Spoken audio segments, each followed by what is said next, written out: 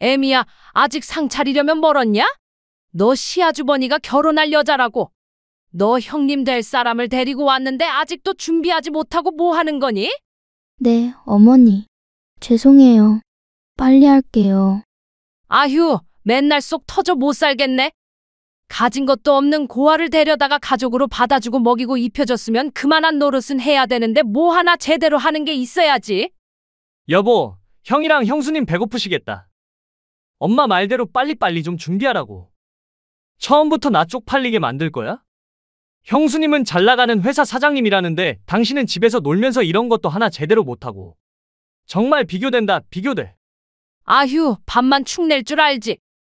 저 아무것도 제대로 할 줄 모르는 식충이를 어쩌면 좋니? 안녕하세요. 저는 서울 내에서 살고 있는 30대 후반의 미혼 여성입니다. 얼마 전 저는 30년 전에 잃어버렸던 여동생을 기적적으로 찾게 되었는데요. 아직도 그날의 일들을 생각하면 심장이 벌떡벌떡합니다. 찾을 수 없을 거라 여겼던 여동생을 찾게 되어 기뻐서 그런 것도 사실이지만 제 동생을 찾게 된 이유가 정말 신기했거든요. 30년 전 제가 8살 때 잃어버렸던 동생을 찾게 된 것은 제가 예비 신랑과 결혼을 약속하며 예비 시댁에 인사를 갔을 때였습니다. 저희 소중한 동생이 그곳에서 식모 취급을 당하며 노예처럼 부려지고 있었던 것입니다. 아직도 그 생각을 하면 눈이 뒤집히는 것이 제 동생을 괴롭혔던 그것들을 아그작 씹어주고 싶은 심정입니다. 저는 젊은 시절 생활용품을 만드는 회사의 연구팀에서 연구원으로 근무하고 있었는데요. 제가 여러 아이디어로 낸 제품이 여러 번 히트하면서 능력을 인정받고 있었습니다. 그런데 어느 정도 연차가 쌓이자 제가 사장이 되어 제 이름을 걸고 직접 제 상품을 팔아보고 싶은 욕심이 생기더라고요. 저는 그렇게 회사를 나와 사업을 시작하게 되었고 여러 고생도 많았지만 악바리처럼 버티며 끈기 있게 노력한 결과 나름대로 성공을 거두며 탄탄대로를 걷게 되었죠. 그러다 보니 자연스레 연애니 결혼이니 부수적인 것들이 늦어지게 되었고요. 그러던 중 제가 사업을 시작한 초창기 때부터 친하게 지내던 거래처 사장님께 사람을 소개받게 되었고 처음 만난 순간부터 끌렸던 저희 두 사람은 자연스레 연인 사이로 발전하며 미래를 함께하기로 약속하게 되었습니다. 그이도 저처럼 생활용품을 만드는 회사를 운영하고 있었는데 그래서 그런지 서로 통하는 것도 많아 여러 사업적인 이야기도 나누며 힘든 부분을 서로 나눌 수 있다는 것이 참 좋았습니다. 그렇게 저는 그이와 결혼을 약속한 후 자연스레 예비 시댁에 인사를 드리러 가게 되었죠. 저는 부모님 두 분을 몇 년 전 떠나보내고 가족 없이 혼자인 상태였는데 그이는 오래전 아버지를 떠나보내고 홀어머니와 결혼한 동생 부부와 함께 살고 있었습니다. 그이의 말로는 시동생도 예비 신랑의 일을 도우며 그이의 회사에서 직원으로 일을 하고 있다고 하더라고요.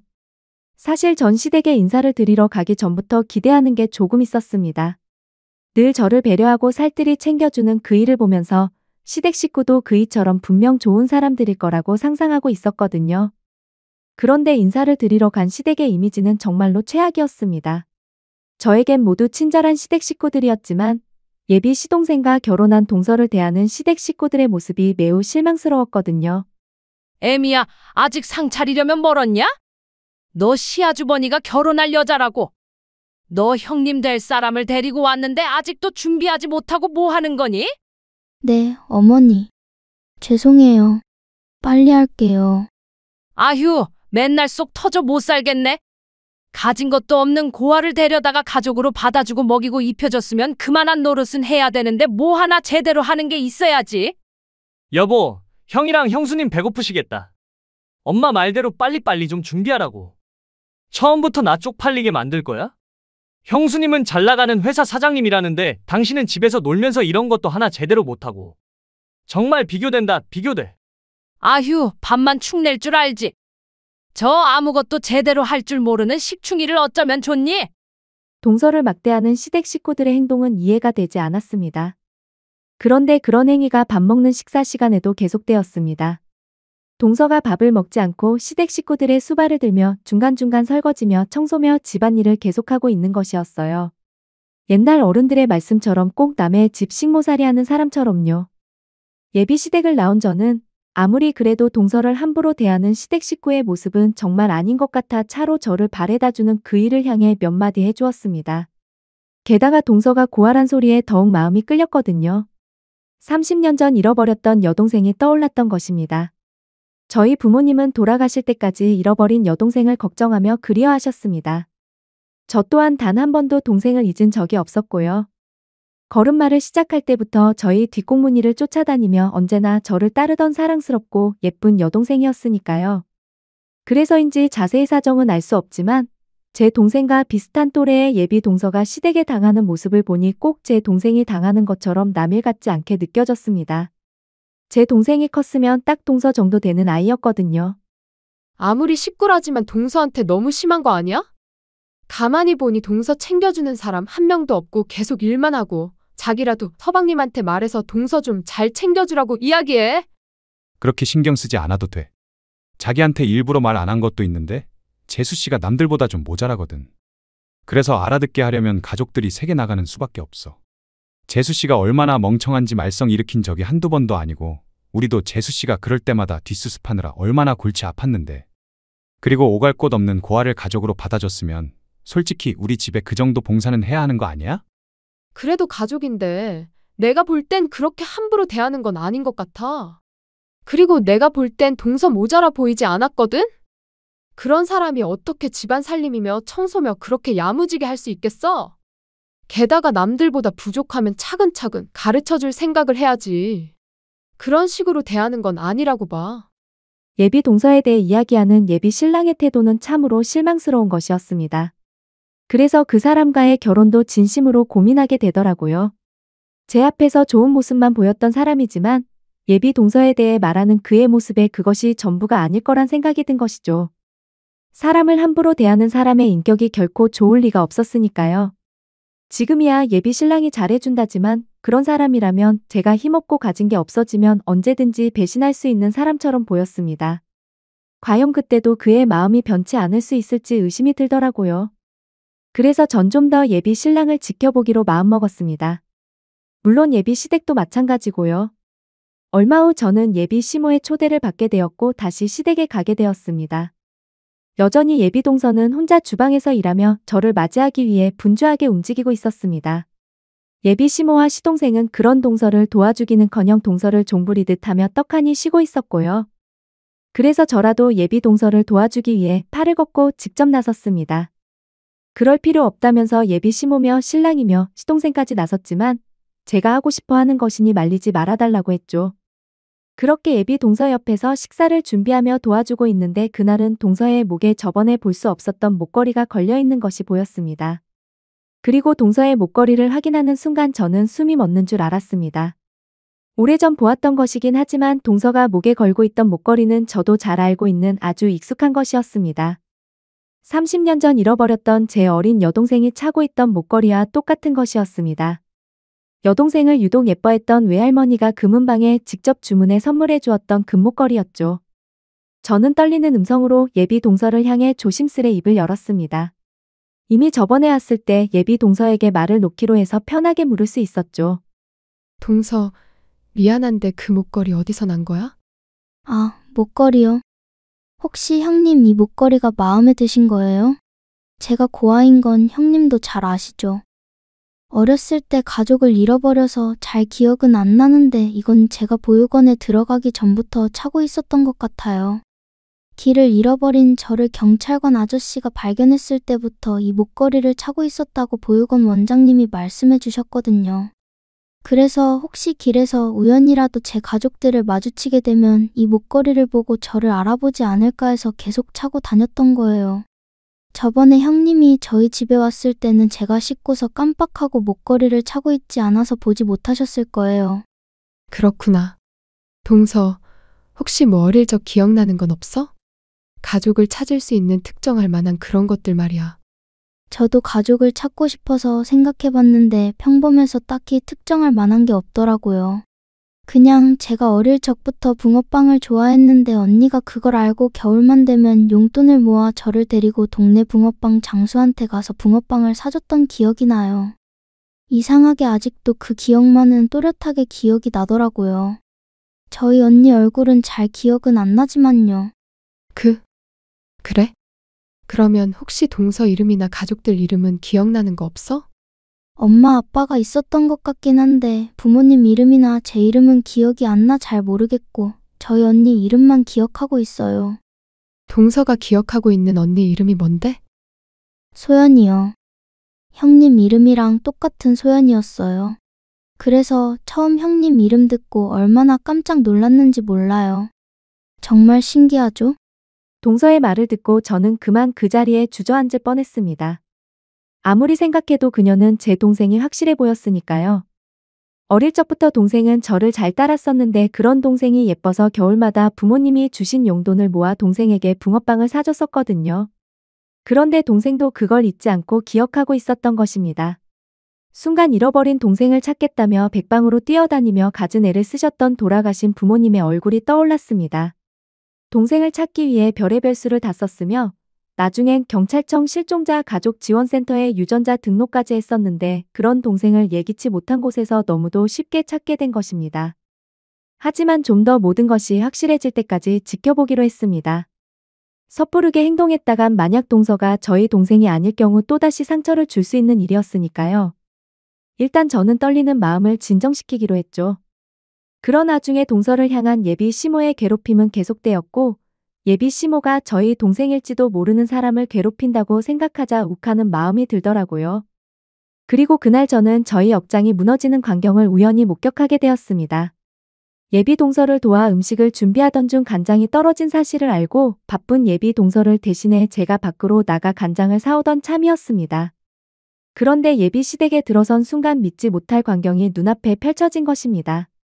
야, 네가 뭔데 우리 안 사람 될 사람한테 간장을 사오라 말아야? 그 사람이 어떤 사람인데?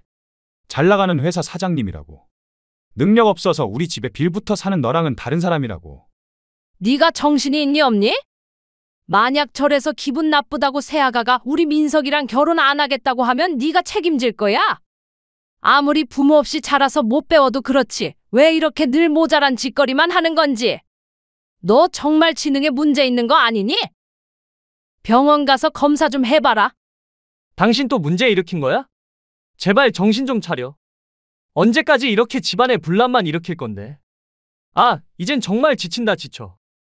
단지 제가 바쁜 동서를 대신해 간장을 사러 갔다는 이유로 아무 잘못도 없는 동서에게 트집을 잡아 예비 시댁 식구들 모두가 그녀를 괴롭히고 있었던 것입니다.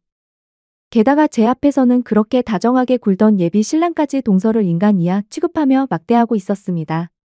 제가 볼 때 예비 시댁 식구들 모두 아무 잘못도 없는 동서를 괴롭히며 그녀를 자신들의 화풀이 대상처럼 여기는 듯 보였습니다. 그런데도 동서는 제대로 맞서지도 못한 채 그대로 당하고 있더라고요. 죄송해요. 제가 사오려고 했는데 형님이 바람도 쐴 겸 사다 주신다고 해서 말리지를 못했어요. 조용히 안 해? 다음부터 그 사람한테 그런 허드렛 일 시켰다간 아주 국물도 없을 줄 알아. 이 집안이 누구 때문에 먹고 사는데? 다 내가 사업해서 돈 벌어와서 그런 거 아니냐고. 그러면 그런 나랑 결혼할 사람한테 알아서 기어야 할 거 아냐? 결혼하면 그 사람도 이 집안 먹여 살리게 될 텐데 이게 도대체 무슨 짓이냐고. 처음부터 저런 거랑은 우리 둘째랑 결혼시키는 것이 아니었다. 제대로 할 줄 아는 것도 없는데다 애도 못 낳는 것이. 어떻게 결혼한 지 7년이 넘었는데도 아이가 안 생기니? 너 정말 문제 있는 거 아니니? 머리도 모자라 무슨 문제가 있는지도 아이도 못 낳아. 아유, 골치 아파. 둘째야, 지금이라도 너희 이혼 생각해봐야 하는 거 아니냐? 새 아가랑 비교해도 얼마나 차이가 나는지. 넌 왜 내 형처럼 제대로 된 며느리를 데려오지 못한 거냐? 너희 형처럼 확실히 돈이 되는 걸 데리고 왔어야지. 당신 우리 엄마 말 잘 들었지? 앞으로는 제대로 하는 게 좋을 거야. 안 그러면 당장 이혼해 버릴 테니까. 아주 이 집안에서 내쫓아 버릴 줄 알아? 당신 친정 있어? 아니면 형제자매가 있어? 너 여기서 나가면 고아라 갈 곳도 없잖아. 알겠어? 미안해. 그리고 애미, 너 몸 어느 정도 나은 거면 마트 알바 다시 나가야 하는 거 아니니? 게을러서 아무것도 안 하는 주제에 밥만 축내지 말고 저 잘 먹고 잘 쉬어서 살찐 것 좀 봐. 가족들을 위해 한 푼이라도 더 벌어야 하지 않겠니? 월급은 받아서 전부 내 계좌로 보내는 거 잊지 말고. 마트 알바요? 저번에 일하다 무릎 다친 거 아직도 다 낫지도 않았는데요. 병원에서 다 나을 때까지 무리하면 안 된다고 하더라고요. 그거야 네 사정이고. 그러게 누가 다치라고 그랬어? 지가 잘못해서 다친 걸 어쩌라는 건지. 당장 이번 주부터 시작하는 게 좋을 거다. 점심때 집에 와서 이 시어미 밥 차려주는 거 잊지 말고. 네. 알겠습니다, 어머니. 끓어오르는 분노에 당장 집안을 뒤집어 엎고 싶은 걸 간신히 참았습니다. 동서가 제 동생일지 모른다는 생각에 그런 것도 있지만 동서가 고아라 의지할 곳 없고 오갈 곳 없는 사람이라는 걸 이용해 노예처럼 부려먹는 그들이 용서가 안 되었습니다. 사람이라면 결코 해서는 안 되는 더러운 행위이자 행동이었으니까요. 게다가 말하는 분위기를 보아 결혼 후 저 또한 이용해 먹으려는 저들의 속내가 뻔히 보이더라고요. 그래서 저는 며칠 후 예비 시댁에 놀러 가고 싶다는 핑계로 다시 한번 예비 시댁에 방문했습니다. 마지막으로 동서가 제 동생인지 확실하게 확인하기 위해서요. 그리고 만약 동서가 제 동생이 맞는다면 그녀를 예비 시댁에서 구해낼 생각이었죠. 설령 동서가 제 친동생이 아니더라도 그녀를 그 거지 같은 집구석에서 빼내올 생각이었습니다. 그래서 저희 회사에 일자리를 주고 당분간 살 집도 마련해 주어 스스로 자립할 때까지 도와줄 계획이었죠. 그런데 예비 시댁을 방문한 날 저는 그전과는 비교도 할 수 없을 만큼의 기가 막힌 일을 목격하게 됩니다. 예비 시댁 식구들이 모여 밥을 먹고 있는데 그날도 동서는 가족들과 밥을 먹지 못하고 혼자 수발을 들며 집안 청소를 하기에 바빴습니다. 그런데 예비 시모가 국을 다 먹고 동서에게 국을 더 떠오라고 시키더라고요. 동서는 예비 시모의 말대로 국을 떠다 줬는데 예비 시모가 국을 동서 얼굴에 끼얹는 것이었어요. 너는 이걸 국이라고 떠왔니? 이런 걸 누구 보고 먹으라고? 미지근해서 다 식었잖니? 당장 데워서 다시 떠와라. 너무 놀란 저는 순간 할 말을 잃고 말았습니다. 제가 이젠 아예 자기들 식구가 되었다고 생각한 건지 제 앞에서 아예 대놓고 동서를 막대하기 시작한 겁니다. 예비 시동생과 그이는 그런 시모를 말리기는커녕 아무렇지 않게 지켜보았고요. 동서는 그런 예비 시모에게 군말 없이 국을 대어 가져다 주었습니다. 그리고는 저희가 다 밥을 먹은 후가 돼서야 남은 반찬으로 끼니를 때우는데 저는 눈물이 나오려는 것을 간신히 참았습니다. 그동안 예비 시동생에게 시집아 어떤 대우를 받고 살았을지 그 생각을 하니 얼마나 가슴이 아프고 속상한지 제 가슴에 비수가 꽂히는 듯했습니다. 가슴에선 피눈물이 흐르는 듯했죠. 그 후 다 같이 후식으로 과일을 깎아 먹게 되었는데 동서가 과일에는 입에도 손을 안 대는 것이었습니다. 혹시 시댁 식구의 눈치를 보여 그런가 싶은 마음에 제가 동서를 챙기며 물었습니다. 아니에요. 실은 제가 복숭아 알레르기가 있어서 먹으면 몸에 두드러기가 나거든요. 저는 동서의 대답을 듣고 그만 들고 있던 찻잔을 떨어뜨릴 뻔했습니다. 동서는 돌아가신 부모님과 제가 그토록 찾아 헤맸던 30년 전 잃어버렸던 저희 여동생이 맞았던 것입니다. 저의 여동생 또한 복숭아 알레르기가 있어서 어려서부터 먹지 못했었거든요. 더는 의심할 필요도 고민할 필요도 없었죠. 하지만 예비 시댁 식구들 앞에서 바로 티를 낼 수는 없었습니다. 그 일을 비롯해 예비 시댁 식구들의 그동안의 행동으로 보아 제가 동서의 친언니라는 사실을 알게 되면 저 인간 같지도 않은 것들이 제 동생을 빌미로 저와 제 동생을 괴롭히며 무엇을 요구할지 알 수 없었으니까요. 저는 속으로 예비 시댁 식구들을 향해 복수의 칼날을 갈게 되었습니다. 어떻게 되었든 제 동생이 당한 만큼 저들에게 꼭 돌려줄 생각이었죠. 저는 그 자리에서 시댁 식구들을 향해 당장 말해주고 싶었습니다. 내가 볼 때 멍청한 건 내 동생이 아니고 바로 니들이라고 말이죠. 얼마나 멍청하고 인간이 덜 되었으면 같은 사람을 이렇게 대놓고 무시하며 괴롭힐 수 있느냐고 묻고 싶었습니다. 그것도 자기들을 위해 묵묵히 희생하며 챙기고 뒷바라지해준 동생한테요.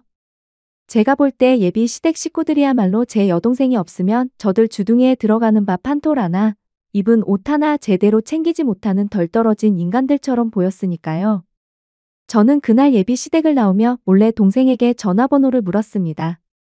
제가 연락을 할 테니 꼭 제 전화를 받아달라고요. 사뭇 진지한 제 표정에 동생은 의아해했지만 알겠다고 하더라고요. 그리고 바로 다음날 동생에게 연락을 했습니다. 동서, 혹시 주변에 어머니나 서방님 있어? 아니요. 어머니는 친구들 만난다고 밖으로 나가셨고 그이는 출근했어요. 그러면 동서, 내가 지금부터 동서한테 중요하게 할 말이 있는데 놀라지 말고 들어줘. 무슨 일 때문인지는 모르겠지만 알겠어요, 형님. 동서, 내가 사실은 동서 친언니야. 네? 형님이 제 친언니라뇨? 갑자기 그게 무슨 말씀이세요? 민석 씨한테도 아직 말하지 않은 건데 나한테 사실 여동생이 한 명 있었거든. 그런데 내가 초등학교 다닐 때 여동생이 학교 끝난 날 마중 나가러 간다면서 집 밖으로 나갔다가 사라졌었어. 우리 집이 단독주택에 살고 있었는데 어디 안 가고 대문 앞에서 기다린다고 했던 동생이 그날 사라지고 만 거야. 내 동생도 동서가 하고 있는 똑같은 목걸이를 하고 있었어. 그리고 겨울마다 동서 언니가 붕어빵을 사주었다고 했지? 내가 그랬거든. 내가 동생이 붕어빵 좋아하는 거 알아서 겨울마다 부모님이 용돈 주신 거 모아서 종종 사주곤 했었어. 그리고 내 동생도 복숭아 알레르기가 있었고. 소정아, 모르겠어? 내가 바로 내 언니야. 겨울이면 내 손 꼭 잡고 붕어빵 사러 갔던 바로 내 언니라고. 소연 언니. 소연 언니? 정말로 소연 언니야? 언니가 내 언니 맞아? 내 이름이 소정이고. 그래, 소정아. 내가 바로 내 언니야. 소정아. 언니. 한동안 저희 두 사람은 아무 말도 못한 채 핸드폰을 붙잡고 울기만 했습니다. 그리고 그간의 이야기들을 해주었습니다. 혹시 동생이 오해하고 있을까봐 동생을 버린 게 아니고 잃어버린 거라 몇 번이나 설명해 주었습니다. 그런 동생을 찾기 위해 가족들이 얼마나 열심히 노력했는지도요. 동생에게 어쩔 수 없이 돌아가신 부모님 이야기도 해줘야 했는데 동생은 많이 아쉬워했지만 생각보다 덤덤하게 잘 받아들이는 것 같았습니다.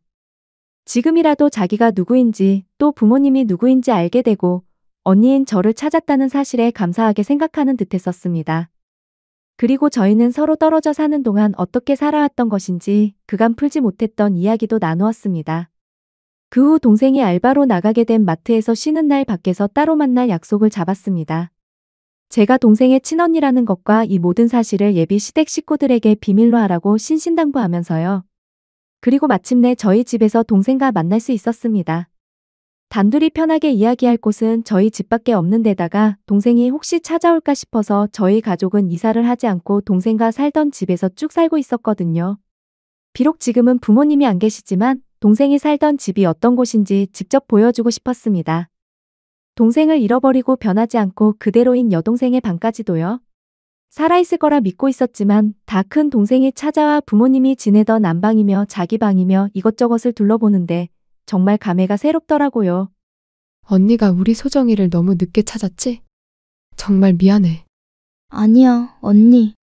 평생 찾을 수 없을 거로 생각했는데 이렇게라도 가족들을 찾고 언니를 다시 만날 수 있어서 나 지금 너무 행복해. 앞으로는 아무 걱정하지 마. 이 언니가 알아서 다 해줄 테니까. 언니가 소정이를 지켜줄 거야. 이제 언니만 믿어. 응, 알았어, 언니. 그런데 소정아, 언니가 묻고 싶은 게 있는데 왜 그렇게 시댁 식구들이 너를 괴롭히는 거야? 그리고 너는 왜 그걸 알면서 가만히 당하고만 있는 거고? 그게 아니고 사실 내가 그 애와 결혼 전 직장 다닐 때만 해도 어머니랑 아주버님도 남편도 모두 너무 잘해줬었거든. 처음 시댁에 인사드리러 갔는데 나보고 친딸 같다면서 어머니도 나를 아주 예뻐하셨어. 그래서 아무 의심 없이 그 애랑 결혼한 거고 사실 내가 고아라는 것 때문에 흠 잡히기 싫어서 그동안 일하면서 모아두었던 돈 전부 예단이며 혼수며 열심히 해갔었거든. 그랬더니 남편이며 시댁 식구며 모두 좋아하더라고. 그런데 내가 갑자기 몸이 안 좋아져서 일을 관두고 쉬게 되자 가족들 모두 점점 돌변하더라. 그래서 그게 지금까지 온 거고. 그러면 차라리 이혼하지 그랬어. 저런 것들을 어떻게 가족들과 함께 살 수 있는 거야. 저런 것들을 어떻게 가족이라고 믿고 계속 산 거야. 정말로 오갈 곳이 없어서 참고 살았던 거야? 내가 모았던 돈들 전부 시댁에 준 거나 마찬가지이니 당장 이혼하면 오갈 곳이 없는 것도 사실이지만 그보단 가족이란 생각에 참아버릴 수가 없더라고. 나 사실 결혼해서 화목한 가정을 꾸리고 사는 게 꿈이었거든. 그동안 이 세상에 혼자라고 생각하고 살았는데 결혼하고 처음으로 가족이라는 게 생기자 그게 너무 행복했었어. 그래서 알면서도 당하고 살았어. 다시 혼자가 되는 게 무서웠나 봐. 동생의 말을 듣자 더욱 안쓰러운 생각이었습니다. 왜냐하면 동생의 시댁이 그렇게 당하면서 참고 살 수밖에 없었는지 그 마음이 이해가 되었거든요. 어릴 적 가족과 헤어져 혼자 살았으니 그 외로움이야말로 표현할 수 없는 것이었을 테니까요. 게다가 자신이 누구인지, 부모가 누구인지도 모른 채 살아간다는 것 자체가 많이 무섭고 두려웠을 거란 생각이었습니다. 그래서 그런 모진 구박을 받으면서도 시댁 식구를 버리지 못하고 살았던 것일 테니까요. 저는 처음으로 그날 동생에게 따뜻한 밥을 해 먹이며 오순도순 여러 이야기를 주고받았습니다. 어느덧 아쉬운 작별의 시간이 다가오고 저는 집으로 돌아가려는 동생을 붙잡고 아주 중요한 내용이 될 말을 꺼냈습니다. 소정아, 너 그 집에서 나오자. 앞으로는 언니가 소정이 인생 책임져 줄게. 언니, 그게 무슨 말이야? 너 아직 서방님 사이에 아이도 없고 너 진짜 가족 여기 있잖아. 바로 내 언니인 나 말이야. 그러니까 너 그만 그 쓰레기 같은 시댁에서 나오라고. 언니가 도와줄게. 앞으로는 언니랑 살자. 다른 사람 집 말고 바로 우리가 함께 살던 이 집으로 돌아와. 언니 성공해서 돈도 많이 벌었고 우리 동생 하나쯤은 먹여 살릴 능력도 돼. 부모님이 내 앞으로 남기신 재산도 있어. 언니, 나 정말 그래도 돼? 나 앞으로 언니랑 살아도 되는 거야? 내가 정말 그래도 돼? 당연하지. 소정이 너의 진짜 집은 그 망할 놈들이 있는 집구석이 아니고 바로 여기라고. 그러니까 그런 인간 쓰레기들은 이제 버려. 앞으로는 언니가 하자는 대로 해. 언니가 전부 알아서 할 테니까. 언니, 나 정말 그래도 되는 거야? 앞으로는 언니가 하자는 대로 해. 언니가 전부 알아서 할 테니까. 알았어, 언니. 정말 고마워. 하나밖에 없는 내 언니. 하는 걸로 봐선 예비 시댁에선 동생이 이혼을 원해도 안 놔줄 가능성이 컸습니다.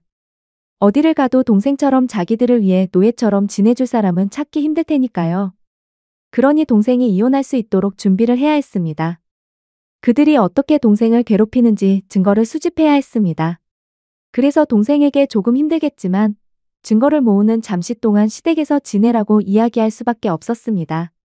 시댁 식구들이 동생을 어떻게 괴롭히는지 핸드폰으로 음성을 녹음하게 시켰고 그동안 동생이 마트에서 일하며 벌었을 월급을 착취한 시모의 은행 계좌가 찍혔을 동생의 통장도 잘 챙겨놓으라고 이야기해 주었습니다. 그들이 동생에게 저지른 정신적 학대는 분명히 범죄였고 도저히 용서할 수 없는 것들이었으니까요. 동생이 증거를 수집하는 동안 저는 그 동생 시댁놈들에게 어떻게 복수를 해줄까 깊은 고민에 빠졌습니다. 그런데 제가 고민할 필요도 없이 아직도 저와 결혼할 거라 철석같이 믿고 있던 예비 신랑놈이 제 무덤을 파더라고요. 자기야, 사실 그동안 내가 말 못한 게 있는데 어차피 우리 결혼도 하게 될 거고 이젠 솔직하게 이야기하려고. 어차피 우리 이제 한 가족이나 마찬가지잖아. 무슨 이야기인데? 편하게 이야기해봐. 실은 지금 우리 회사 자금 사정이 좀 어려워. 이번 달까지는 어떻게든 직원들 월급을 주긴 했는데 다음 달부터는 어떻게 해야 할지 너무 막막해서. 이러다간 힘들게 키워 놓은 회사가 망하는 건 아닌지 모르겠어. 그래서 말인데 자기가 우리 회사에 투자 좀 해주면 안 될까? 어차피 앞으로는 내 회사가 자기 회사 되는 거고 자기 회사가 내 회사 되는 거나 마찬가지잖아. 나 망하면 자기도 같이 망하는 거라고. 알겠어. 확답은 할 수 없지만 일단은 나도 한번 잘 생각해 볼게. 정말이야? 정말로 우리 회사 투자하는 거 생각해보는 거지? 고마워, 자기야. 정말 고마워. 저는 속으로 생각했습니다. 너처럼 쓰레기놈 회사에 내가 투자하는 일은 절대 없을 거라고요. 단지 제가 그렇게 답을 하면 예비 신랑놈이 어떻게 나오는지 보려고 했던 것입니다. 그리고 예비 신랑의 회사가 어렵다는 말에 예비 신랑의 회사의 뒷조사를 시작했습니다. 왜냐하면 얼마 전까지만 해도 여러 히트 상품을 내며 잘 나갔던 회사인데 무슨 사정인 건가 싶었죠. 그래서 알게 된 놀라운 사실은 예비 신랑 놈의 회사가 이제는 아무것도 가진 것 없는 빈 깡통 회사가 되었다는 것이었습니다. 몇 가지 히트 상품을 내며 회사 매출이 오르자 예비 신랑 놈이 그 후 몇 가지 신제품을 내놓았는데 내놓은 것들마다 줄줄이 말아먹었던 모양입니다. 그래서 결국 직원들 월급까지 걱정하는 신세가 되었고요. 당장 내일 망한다고 해도 이상할 것이 없는 회사에 투자를 하라니 예비 신랑 놈의 말은 저에게 같이 죽자는 소리밖에 되지 않았습니다. 그런데 예비 신랑 놈은 저희 말에 제가 자기를 도와줄 거라 확신을 했는지 또다시 일을 벌리더라고요. 본인이 데이트 칠 신제품을 개발했다면서 아무런 대책도 없이 물건들을 마구 뽑기 시작했던 것입니다. 그것도 남에게 돈까지 빌려서요. 제가 투자를 하면 그 돈으로 자기가 빌렸던 돈들을 막으면 된다고 생각했던 것 같습니다. 어차피 제가 망하는 것도 아니고 지가 지 스스로 망하겠다는데 더는 말릴 이유가 없었습니다. 게다가 이번 일은 예비 시모와 시동생, 예비 신랑까지 세 사람을 모두 정신을 차리게 해줄 아주 좋은 기회라고 생각했고요. 저만 적당한 때 저희 동생을 데리고 예비 시댁을 떠나면 될 것 같았습니다. 그러던 어느 날 늦은 밤, 동생에게 갑작스레 전화가 걸려왔습니다. 다급하게 자신을 살려달라는 동생의 목소리, 그리고 그 뒤에서 고래고래 소리 지르는 예비 시모의 목소리와 함께 물건들이 깨지는 소리가 들렸습니다. 저는 살려달라는 다급한 동생의 말에 재빨리 예비 시댁으로 달려갔죠. 그리고 예비 시댁 아파트 벨을 눌러 집 안으로 들어가니 제 동생의 몰골은 말이 아니었습니다. 예비 시모에게 맞았는지 동생의 머리는 다 헝클어져 있더라고요. 예비 시모라는 인간이 기어이 제 동생에게 손찌검까지 하기 시작한 겁니다. 그 광경을 예비 신랑 놈과 시동생 놈은 그저 지켜보고만 있었고요. 아니 세아가 밤늦게 여긴 무슨 일이니? 너희 동서가 요즘 내 말을 좀 안 듣는 것 같아서 잠시 혼내주고 있었다. 너는 신경 쓸 필요 없어. 그래, 자기야. 엄마 말이 맞아. 밤늦게 여긴 무슨 일로 온 거야? 여긴 신경 쓰지 말고 우린 잠시 밖에 나가자. 참을 수 없는 저는 그동안 참아왔던 말을 드디어 꺼냈습니다. 다 됐고, 너희들 지금 내 동생한테 이게 무슨 짓이야? 동생이라니? 아가, 그게 무슨 말이냐? 당신이 지금 내 동생 때리고 있잖아. 당신 며느리, 내가 30년 전에 잃어버렸던 내 친동생이라고. 이제 너희 같은 것들이랑은 전부 끝이야. 전부 끝장났다고. 동생이라니? 자기 동생 같은 거 없었잖아. 자기 외동딸 아니었어? 내 놈한테 이야기 안 한 것뿐이지 있었어. 내 동생. 그리고 당신 집에서 애타게 찾던 동생을 얼마 전 찾게 되었고, 그런 소중한 내 동생을 내가 어떻게 됐는지 내가 두 눈으로 똑똑히 확인했지. 내 동생은 너희를 진짜 가족이라 생각하고 잘 살려고 노력했는데, 인간이란 것들이 어떻게 이럴 수가 있어? 어떻게 이렇게 한 사람을 괴롭히며 못 살게 할 수 있냐고. 그러면 정말로 애미가 진짜 얘가 너의 친동생이라는 소리니? 어머나, 그것도 모르고 내가 그동안 큰 실수를 했구나. 정말 미안하다. 세아가 그만 마음 풀거라. 애미가 세아가 내 친동생이라고 말했지. 자기야, 괜찮아? 세아가 그만 마음 풀거라. 애미가 세아가 내 친동생인 줄 알았으면 절대 이렇게 대하지 않았을 거다. 자기야, 정말 미안해. 재수 씨가 자기 동생인 줄 모르고 그랬어. 앞으로는 안 그럴게. 한 번만 기회를 줘. 네, 형수님. 저희가 몰라서 그랬어요. 앞으로는 저희 집사람한테 정말 잘하겠습니다. 이렇게 맹세할게요. 맹세 같은 소리하고 자빠졌네. 오늘부로 제 동생, 이 집안 사람 아니니까 그렇게 아세요. 제 동생, 이 쓰레기 같은 집구석에서 그만 데리고 나가겠습니다. 그러면 모두 안녕히 계세요. 저는 동생 손을 꼭 잡고 그 집구석을 나와버렸습니다. 어차피 동생의 물건들이야 새로 사면 되는 것이고 제 동생의 안전 확보가 우선이었으니까요. 미안하다고 사과하며 제 신랑과 시댁 식구들에게 연락이 계속 왔었지만 무시해버렸습니다. 그리고 며칠 후 저희 회사의 예비 신랑을 비롯하여 시댁 식구들 전부 모이게 했죠. 마지막으로 결판을 내야 했으니까요. 무슨 일이 생길지 모르니 다른 곳에서 만나는 것보다 저희 회사 직원들이 있는 회사에서 만나는 것이 가장 안전하다는 생각이었습니다. 그래서 사장실에 무슨 일이 생긴 것 같으면 바로 직원을 불러달라고 저희 비서에게도 부탁을 해놓은 상태였고요. 예비 신랑을 비롯해 시댁 식구들은 저와 동생을 보자마자 잘못했다며 빌기 시작하더라고요. 애미야, 그동안 내가 전부 잘못했다. 내가 너무 지나쳤었어. 애미, 너랑 가깝다고 생각하다 보니 허물없이 지내려다 내가 그만 실수를 했지 뭐니. 그러니까 그만 화 풀고 다시 집에 들어오면 안 될까? 여보, 나도 잘못했어. 그만 집으로 돌아와. 당신 없으니까 밥 해주는 사람도 없고 집안도 엉망이고 아주 쓰레기장이 따로 없어. 난 당신이 빨리 우리 집으로 다시 돌아왔으면 좋겠어. 자기야, 정말 미안해. 재수 씨가 잃어버린 자기 동생인 줄 알았으면 진작 신경 써줬을 텐데 그것도 모르고 내가 그동안 실수한 것 같아. 다시는 안 그럴 테니까 그만 화 풀면 안 될까? 나 한 번만 용서해주라. 그래, 세아가. 좋은 게 좋은 거라고 우리 다 같이 다시 한번 잘해보면 어떻겠니? 세아가, 네가 정말로 우리 집에 시집 오면 자매끼리 서로 의지도 될 테고 얼마나 좋아. 앞으로는 내가 애미한테도 정말 잘하마. 왜요? 이제는 제 동생에 이어 저까지 부려먹고 살려고요? 소정이가 제 동생이라고 하니 이제 아쉬워졌나 봐요? 그동안은 왜 저희 동생한테 잘해주지 못했는데요? 당신들이 무식해서 뭘 모르는 것 같아 설명해주는데 사람 때리는 것만이 폭력이 아니야. 정신적으로 못 살게 굴고 괴롭히는 것도 폭력이라고. 게다가 시어머니라는 사람은 내 동생한테 손찌검까지 했지.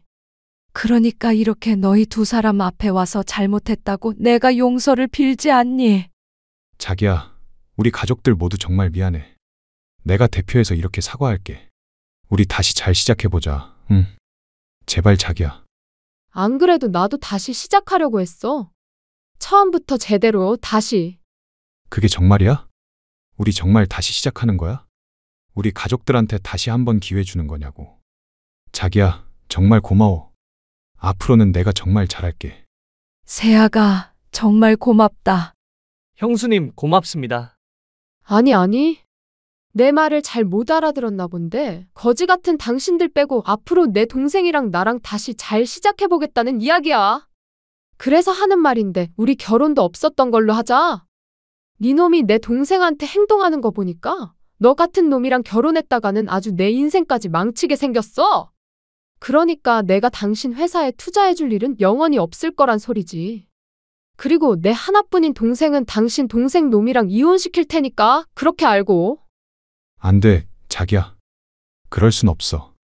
이제 와서 자기가 나 버리면 나는 끝장이라고. 자기만 믿고 일 벌려놨는데 자기가 나 안 도와주면 우리 회사 망한다고. 그러면 가족들은 뭘 먹고 살라고. 여기저기 빌린 그 많은 돈을 나보고 어떻게 갚으라고. 그거야 네 놈 사정이고. 네 놈은 내 동생 괴롭힐 때 내 동생 사정 봐주면서 괴롭혔니? 당신들 내 동생 보고 모자라다고 했지? 그러는 당신들이야말로 얼마나 모자라면 같은 사람을 무시하고 괴롭힐 생각을 할 수 있는 거야? 내 동생 없으면 밥 하나 할 줄 모르는 덜 떨어진 인간들이. 세아가 내가 잘못했다. 그동안의 정을 봐서라도 다시 한번 생각해 주거라. 형수님, 이혼이라뇨. 절대 안 됩니다. 저 집사람 없으면 못 살아요. 우리 집사람, 제가 아직 많이 사랑한다고요. 사랑 같은 소리하고 자빠졌네. 사랑한다는 놈이 너 하나 믿고 시집 온 내 동생이니 엄마랑 니놈 형한테 괴롭힘 당할 때 지켜만 보고 있었냐? 아니지. 니놈도 같이 괴롭혔지? 니놈이 저 두 사람보다 더 나쁜 놈이야. 어디 너도 한번 당해봐라. 저는 동생 속 시원해지라고 동생이 보는 앞에서 예비 시동생이었던 놈을 원없이 두들겨 패주었습니다. 그리고는 직원들을 불러 세 사람 모두 쫓아냈죠. 악에 받쳐 침까지 흘리며 울며불며 매달리려 하는 시모를 향해 저는 아주 충격적인 소식이 될 몇 마디 이야기를 해주었습니다. 참. 그리고 아줌마. 우리 동생한테 불임이라고 어디 문제 있는 거 아니냐고 물었었지? 안 그래도 당신한테 맞은 내 동생 병원에 진단서 들고 가면서 산부인과도 데리고 가봤거든? 그런데 우리 동생 아주 건강하다고 하더라고. 그러니까 문제는 아무래도 당신 아들한테 있는 것 같아. 더 늦기 전에 당신 아들 병원에 데리고 가보라고. 당신 아들이 불임인 것 같으니까. 그게 무슨 소리야? 그럼 우리 아들이 아이를 못 가진다는 소리야? 지금 그 소리냐고? 제 말에 적잖이 충격을 받았는지 예비 시모와 시동생은 정신이 나간 듯 보였습니다.